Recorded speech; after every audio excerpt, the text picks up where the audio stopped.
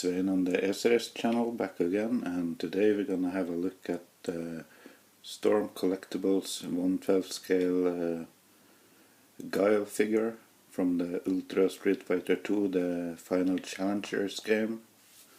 And as you can see, here's the front of the box with a nice graphics of Guile there. His name, the logo on top. Box is pretty much like all the other boxes. Here you can see the window display. The graphics on the side here, and pictures of things and stuff on the back there, as well as some stats, and yeah, warnings and stuff on the bottom. And that's pretty much it for the box. Inside the box you find this clamshell and the backdrop and the instructions. Here's the instructions on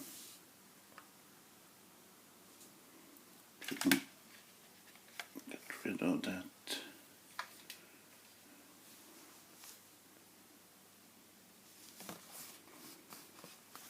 Flickering.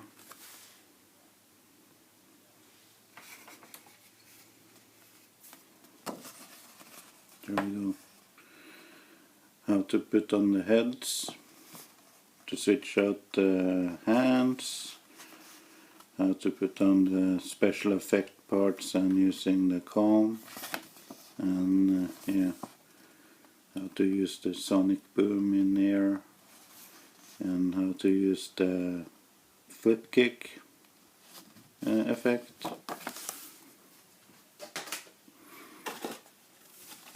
You also get this airport backdrop, which is Guile's arena in the game. You see the airplane in the background there, and the people on the sideline. And yeah, I think yep. There's also this a super finish effect backdrop on the other side, and yeah,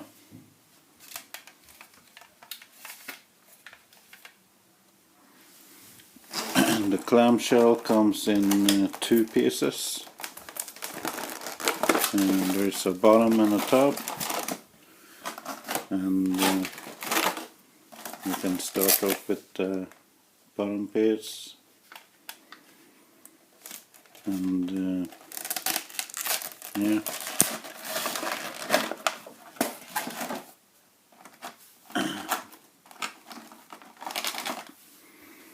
we have the sonic boom fireball for mid-air flight, peg hole under there.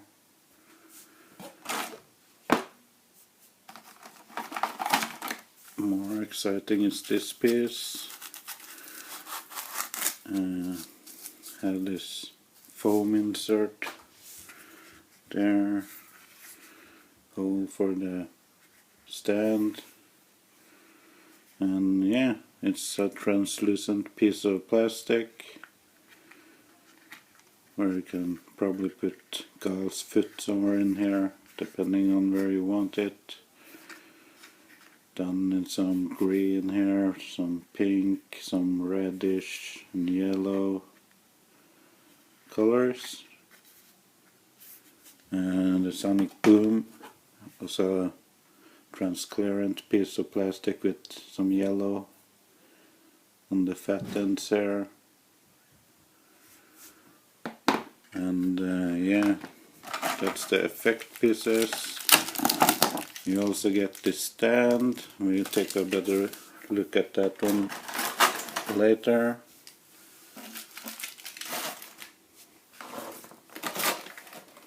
Then you have the figure. As always, there's a piece of plastic covering the figure or all the contents. And continue with the accessories here. You get this silver painted comb piece for his winning pose, nicely molded. And then we have two of these sonic boom effects, and I assume they just peg together. Yep. And you're supposed to put it on the fists of the figure, I believe.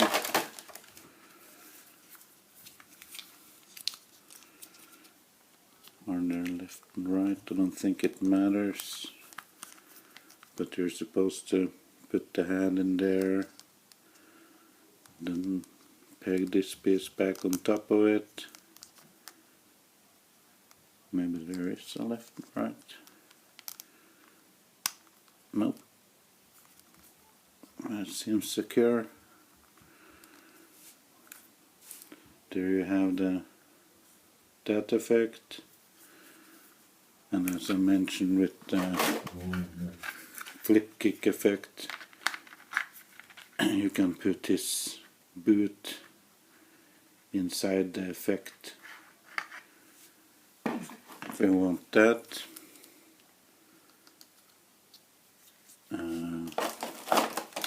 What else do we get here? We get two of these sonic boom effects for the hands,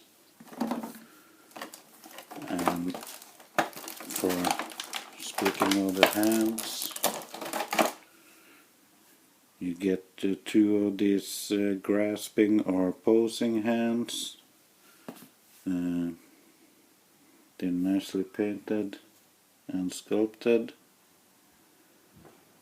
as you can see. Really nice job. You get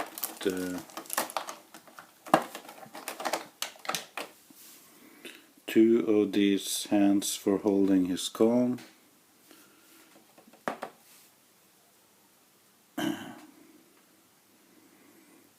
Nicely sculpted too, and it's painted nicely, and you just take the comb and slide it in like so if you want to.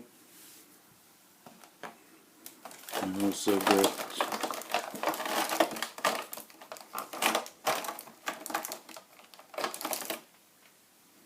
a pair of chopping hands, nicely molded.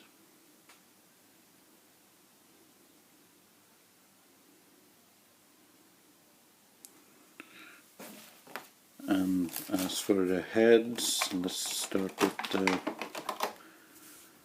I think this is his angry head sculpt. If I can focus, there we go. And nicely sculpted and painted. Blue eyes, inner mouth painted nicely, the teeth as well, and yeah, really nicely done. And we have his grinning head sculpt.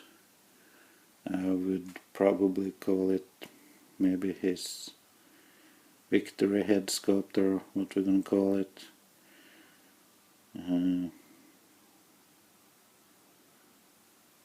Nicely painted as well, if I can stop shaking. And yeah, really the face sculpt, that's the expression that's different there though, but really nicely done too. Then we have the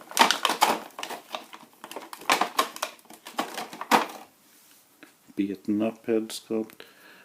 I was about to say it felt sort of hollow, but maybe it's just me when I was tapping on the topper, but yeah, never mind. Black eyes, bloody nose. Yeah, really nice job. Like how they sculpted the hair too. And last here we have the figure. If I can screw it. The stock head sculpt, really nicely done too. I like this one. Got the tattoos here. I heard somebody in another review pointed out the tattoo here. It's not stars. It's tiny squares. But yeah, you can barely notice it from a stretched out arm. But yeah, not too bad. Double jointed elbows.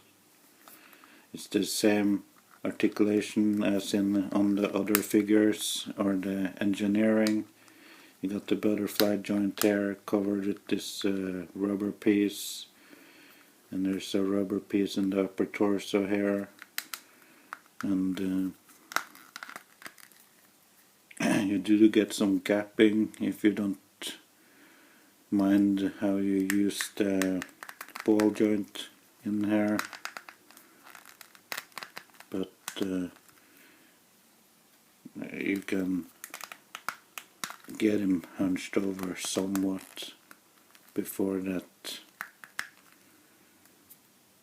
gap becomes apparent.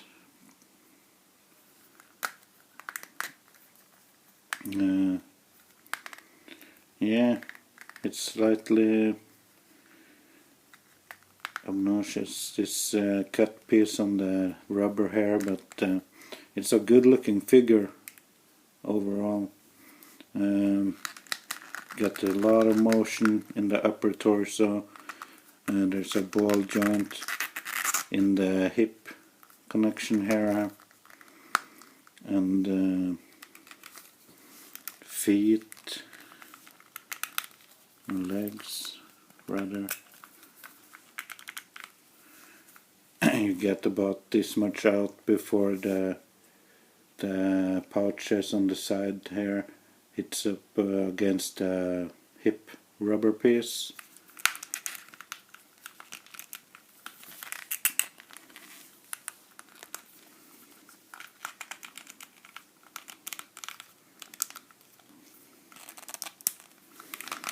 But you can get him to kick pretty far forward if you want to as well.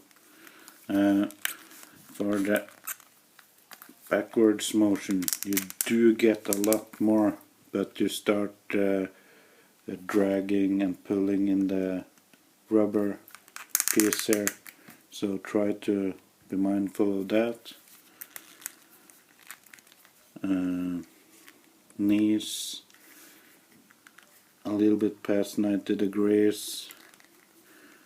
You get the rotation in the hips here, and there's some rotation in the boot cut.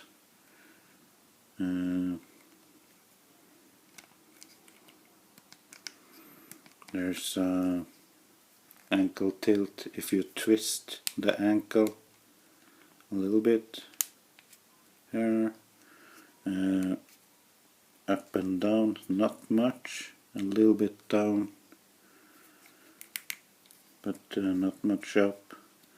Toe up that much and down.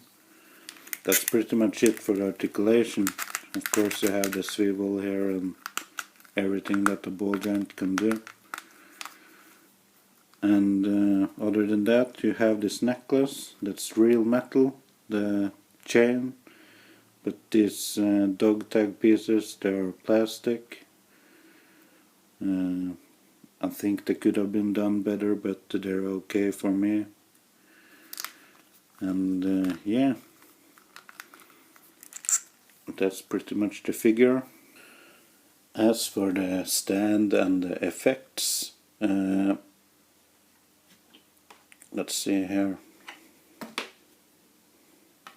I put both the effects on the same stand here for just to show you.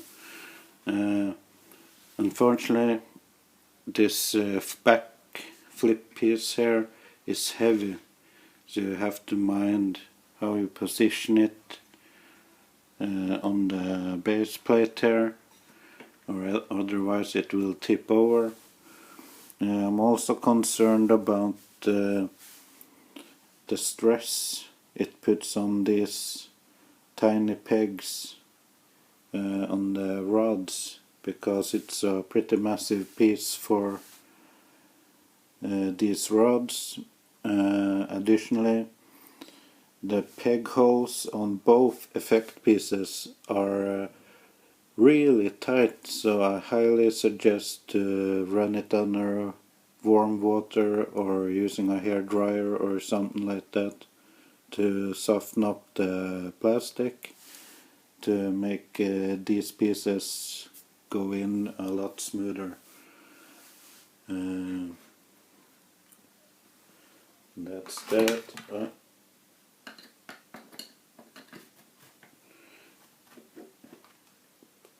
Put it back up here. And yeah, here is all the stuff you get in the packaging. It's a nice deal with the backdrop and this effects parts here. You get his comb for the winning pose if you want to display him like that, and you get 4 different options in face sculpts. So yeah, that's pretty neat. However, I noticed with the Ryu and Ken figure, Ken especially, he have this V pose he does with his fingers in one of his winning poses in the game. I wish they had included that particular hand with the figure, because if you want to display these figures in their winning pose, I think you will find some of them pretty challenging to achieve, like crossing their arms and stuff like that. But yeah, anyways, this concludes my review on the Storm Collectibles 1/12 scale Guile figure from the Ultra Street Fighter 2 The Final Challengers game. And yeah, I'm happy so far. I have one more of these figures to review until something new comes up. And yeah, for a comparison right now,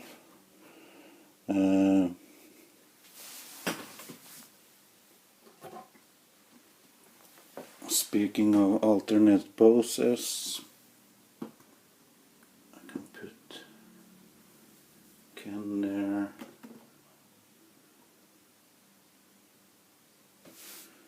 Guile there, and Ryu there, if we can get them in frame. And there's a comparison with them. Sagat looks to be a little bit taller though, but here's the comparison between the 3 characters that scale somewhat similar. And yeah, let me know what you think about these figures, and go nuts in the comments as usual. Subscribe to the channel if you haven't already, and hit that thumb up button if you like the video. I'll catch you on the next one, guys. Bye bye.